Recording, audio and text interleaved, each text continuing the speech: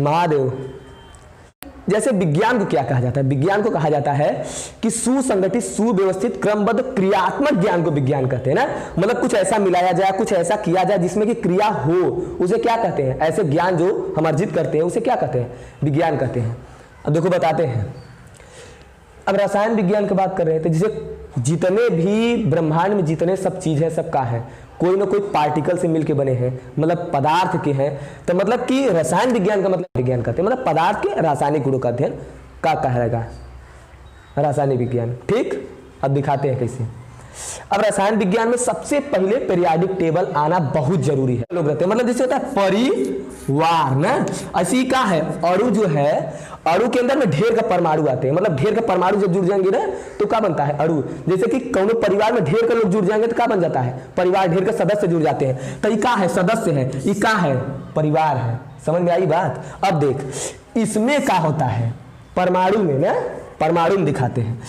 परमाणु को ई देखो, परमाणु हो गया। परमाणु में क्या होता है? बीच में होता है प्रोटॉन प्लस न्यूट्रॉन, जिसको संयुक्त रूप से न्यूक्लियन कहते हैं। ई प्रोटॉन, ई न्यूट्रॉन, दोनों मिल जाएंगे तो कौन सी? न्यूक्लियन। ई दोनों में ना लड़का बहुत कंफ्यूज जाते हैं, एकदम पगला जाते हैं, कौन यौगिक होता है, कौन मिश्रण होता है। ठीक है, अच्छा बताओ वायु क्या है? कमेंट करके तुरंत बताना, वायु क्या है? यौगिक या मिश्रण? फर्स्ट या सेकेंड? ठीक से, अब आगे चलते हैं। ठीक, देखो हम बताते हैं। यौगिक का मतलब क्या होता है मालूम है? जिसका सूत्र लिखा जा सके वो कौन सी? यौगिक। और जिसका सूत्र न लिखा जा सके वो कौन सी? मिश्रण। जैसे दिखाते हैं, यौगिक में कौन कौन आ जाएगा जिसका सूत्र लिखा जा सके? H2O कौन सी है? H2O बोल रहे हैं, जल ना, जल बोल रहे हैं। H2O का है, फार्मूला बना, सूत्र बना, मतलब यौगिक। NH3 लिख दिए, NH3 लिख दिए, ये का बना? अमोनिया बना। अमोनिया मतलब कौन सी है? यौगिक। इस सूत्र लिखाया जा रहा है ना, मतलब दिख जा रहा है, नहीं सूत्र में हम इसको लिख सकते हैं। अब बोले हवा, हवा का कौन सी सूत्र होता है? बताओ, नहीं होता ना, हवा का सूत्र नहीं होता, इसलिए क्या होगा? मिश्रण। हवा में क्या होता है? हवा में क्या होता है? 78% नाइट्रोजन, 21% ऑक्सीजन, ढेर का ना मिला है, कुल मिल गया तो क्या हो जाएगा? मिश्रण। ठीक, क्या हो जाएगा? मिश्रण। आगे चलते हैं, यौगिक मिश्रण समझ में आ गया। जैसे कि चीनी है, पानी में चीनी को डाल दे रहे हैं तो कौन सी हो जाएगा? कौन सी हो जाएगा? मिश्रण हो जाएगा। अब उसका कौनों का शरबत, शरबत बन गया ना, पानी में चीनी डाल दिए, शरबत बन गया। शरबत का कोनो फार्मूला होता है? शरबत का कोनो फार्मूला नहीं ना होता है, तो यह होता है जवन चीज मिल गया और उसका फार्मूला नहीं बनेगा वो कौन सी? मिश्रण। और जवन चीज है, मिला है, लेकिन उसका फार्मूला बन जाएगा कौन सी? यौगिक। ठीक, अब बात करते हैं पदार्थ का। कौन सी? पदार्थ का ना। पदार्थ का मतलब क्या हुआ? जौन चीज देख रहे हैं कुल कौन सी है? कुल का कुल का है? पदार्थ। ये 3 अवस्था में पाया जाता है।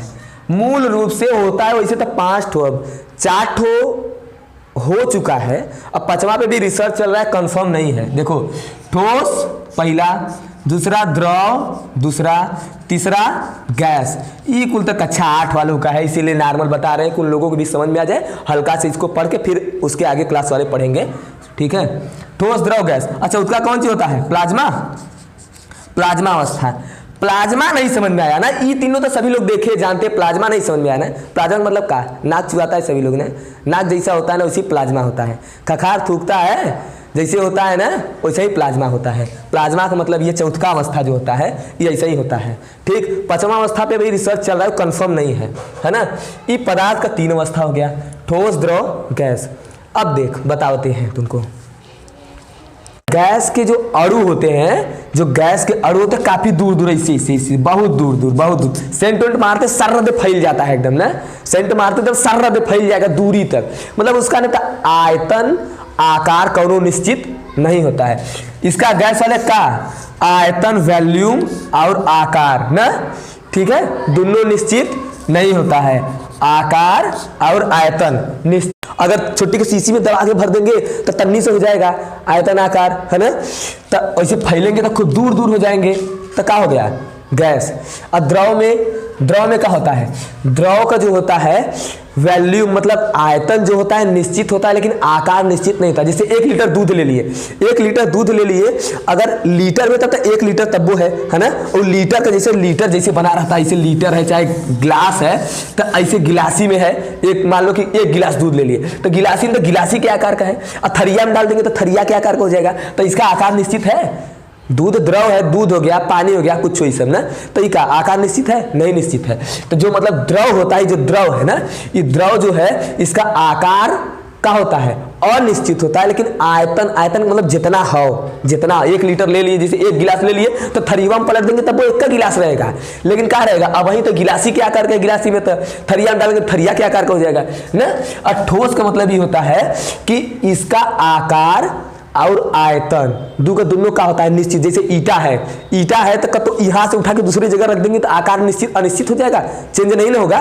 ईटा है, ईटा को उठा के दूसरी जगह रख देंगे या कोनो दूसरे बर्तन में रख दिए तो ईटवा रहेगा, उतना से साइज का रहेगा, वैसा ही रहेगा, बदलेगा नहीं ना। यही बात है। तो इसमें जो होता है, इसमें जो इसके अणु होते हैं, जो अणु होते हैं एकदम नजदीक ईटा उटा में फोड़ते, जैसे चाक है ऐसे गिरा रहे तो छोटा कुल गिर रहा है ना इसका अणु, तो क्या है बहुत पास एकदम है, बहुत एकदम जटिल है, बहुत पास है एकदम, तो एकदम बहुत पास होता है, बहुत पास एकदम ऐसे से। तो ये क्या होता है, ठोस में होता है बहुत पास एकदम सट जाता है ना। और द्रव वाले में क्या होता है, तन्नी से दूर तन्नी से एकदम थोड़ा दूर होता है ना, इसके अपेक्षा थोड़ा दूर रहेगा, इसके अपेक्षा थोड़ा नजदीक रहेगा ना, इसके अपेक्षा थोड़ा दूर रहेगा, इसके अपेक्षा थोड़ा नजदीक रहेगा। और ई वाला है तो ये अपने मन का रहता है, एकदम तनको मारो से सट दे फैल जाएगा एकदम, ये बहुत दूर होता है ना, सबसे दूर ई, उससे कम दूर ई, एकदम कम दूर ई वाला। अब देखो गैसवा को जैसे कोनो बाटल में भर देते तो वो द्रव बन जाता है ना, वो द्रव बन जाता है। तो इसको मतलब इसमें क्या कर सकते हैं, बदल सकते हैं।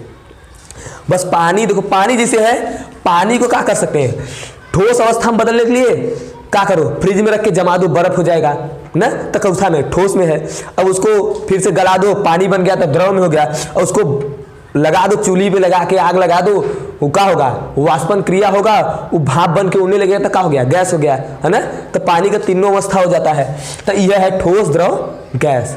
गैस के अणु ज्यादा दूर होते हैं, द्रव के अणु थोड़ा और नजदीक होते हैं, ठोस के अणु और ज्यादा नजदीक होते हैं ना। ई लोगों के अणु में बहुत प्रेम होता है, एकदम सट जाते हैं सब। ई लोगों में तनिक कम होता है, इसलिए कुल दूर छिटकर आ जाते हैं, तो चाहे जौने में रखोगे तौने में बदल जाएंगे ना। जैसे देखो ई धातु, अधातु मतलब अधातु उपधातु, ये सब कक्षा 8 का सिलेबस है, लेकिन जिसको नहीं पता है एकदम बेसिक लेके चल रहे हैं, इसीलिए ना।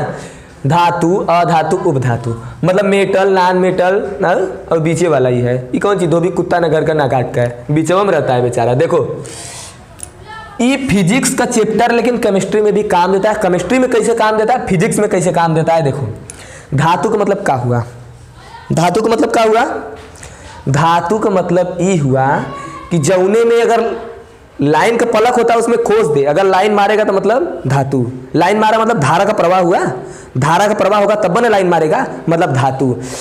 और एग्जाम्पल दे दे लड़कियों के लिए, चिमटा है, चिमटा खाना बनाते हो तो आगे में डाल दे ना, आगे में डालने के बाद पहिलका सिरा गर्म होगा, दूसर को सिरा गर्म हो जाएगा, मतलब उष्मा का चालन हो रहा है ना, उष्मा का चालन हो रहा है, पहिलका सिरा भी गर्म हो जा रहा है, दूसर का भी डाल रहे, पहिलका हो जा रहा है, दूसर को गर्म, फुकनी डाल दे, पहिलका गर्म होगा, दूसर को गर्म हो जाएगा, मतलब क्या हुआ, धातु उष्मा का संचलन हो रहा है ना, उष्मा का संचलन हो रहा है, मतलब उष्मा एक ऐसे धातु कौन है, एक सिरे से दूसरे सिरे पर उष्मा पहुंच गया, इधर गर्म कर रहा है, इधर पहुंच जा रहा है, गर्मा जा रहा है, तो ये धातु, लाइन इधर जा रहा है, लगा रहा है, इधर पहुंच जा रहा है, तो मतलब धातु।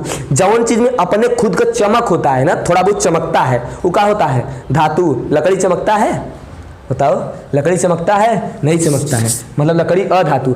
चूल्हे में लकड़ी डाल दे, एक ओरी का जर जाएगा लेकिन दूसरा ओरी गर्म नहीं होगा, मतलब का अधातु। लेकिन ये उपधातु का हुआ, उपधातु का ये मतलब ही होता है कि जौने में उष्मा जाएगा लेकिन बहुत आराम से जाएगा। इसको बुढ़ौती आ गया, इसका जो इलेक्ट्रॉन है ना, जो भागता है एकदम पावर से, इसमें जो इलेक्ट्रॉन है ना, ये बाहुबली वाला इलेक्ट्रॉन है, बहुत तेज जाता है ससुरा। इसमें जो इलेक्ट्रॉन है मर गया समझ लो, इलेक्ट्रॉन मूव नहीं करता, और इसमें जो इलेक्ट्रॉन है बुढ़ा गया है समझ लो, आराम से जाएगा धीरे धीरे। धातु का मतलब समझ में आएगा, चिमटा, फुकनी है ना, पलटा है ना, हैया कुल धातु हो गया है ना। और उपधातु का मतलब कि जो बीच में आए, उपधातु। अधातु का मतलब जिसमें धारा का प्रवाह न हो, जिसमें उष्मा का प्रवाह न हो, का चीज, अधातु। जैसे लकड़ी उकड़ी ये सब हो गया कौन सी अधातु। अब देखते हैं कुछ क्वालिटी देख लेते हैं ना। जो धातु होता है इसमें कई तरह क्वालिटी होते हैं। पहला ऊष्मा का प्रवाह होगा ना, जाएगा तब ना लाल होता है। दूसर का धारा का प्रवाह होता है इसमें, तब न लाइन में खोसेंगे तो दूसरे सिरे पे लाइन मारता है। तीसर का इसमें तन्यता का गुण पाया जाता है, तन्यता का गुण ना। चौथ का आघात वर्धनीयता होता है, आघात वर्धनीयता ना। ये तो समझ में आ जाएगा, ये नहीं समझ में आएगा, बताते कैसे। तन्यता का मतलब ना कौन के तान दे तो क्या हो जाएगा तन्यता। सभी लोग झुमका पहनते हैं सोने का, काने में का पहनते, कैसे बनता है, उसमें तन्यता होता है, तान के टेढ़ मेढ़ करके बना देते हैं। लोहा होता है तनता है, ठीक है, क्या हो गया तन्यता। सबसे ज्यादा तन्यता का क्वालिटी एयू में पाया जाता है। एयू चौथा पे है, सब कुछ ये सब याद कर लो, ठीक है। 79 पे है, 79 पे कौन सी है पीरियाडिक टेबल में। एयू मतलब सोना, सक्रियता श्रेणी में सबसे नीचे है, मतलब सबसे कम रिएक्टिव। कौन के संगे मिलाओगे ना तो किसी के संगे मिलेगा नहीं, अपना चमकता है बेचारा, का दूसरे से मिलेगा। सोना इसलिए बहुत महंगा है। देखो 1 ग्राम सोना से 2 किलोमीटर लंबा तार बनाया जा सकता है, मतलब दिनदासपुर से लेके उदारे इतना है ना, 2 किलोमीटर लंबाई 1 ग्राम से। मतलब सबसे ज्यादा तन्यता कौन में है, सोना में है, ठीक। आभूषण के लिए इसीलिए सबको यूज किया जाता है। आघात वर्धनीयता का मतलब होता है कोनो चीज के पीट पीट के, आघात मतलब पीटना ना, कोनो चीज के पीट पीट के खूब बड़ा का चादर बना दो। जैसे हंसुआ फरगवाने लेके जाते हो, तन्नी के छोटा करेगा, धीरे धीरे धार खिया जाएगा काटते काटते, तो उसको क्या करता है गर्म करके पीट देता है तो ओरे पर का पतील हो जाएगा ना, तो चौक हो जाता है एकदम ना, तो फैलता है ना, मतलब फैल जाए पीट के तो क्या हो जाता है आघात वर्धनीयता। तो तन्यता आघात वर्धनीयता, ऊष्मा का प्रसार होगा, धारा का प्रसार होगा, ठीक। अधातु का मतलब न तो इसमें धारा का प्रवाह होगा, न तो इसमें तन्यता का गुण होगा, न मतलब जितना इसमें है ये पूरा का पूरा इसमें नहीं होगा। बात खत्म। धातु अधातु उपधातु खत्म। आराम से देखो, आगे आगे बढ़िया से समझाते जाएंगे, ठीक।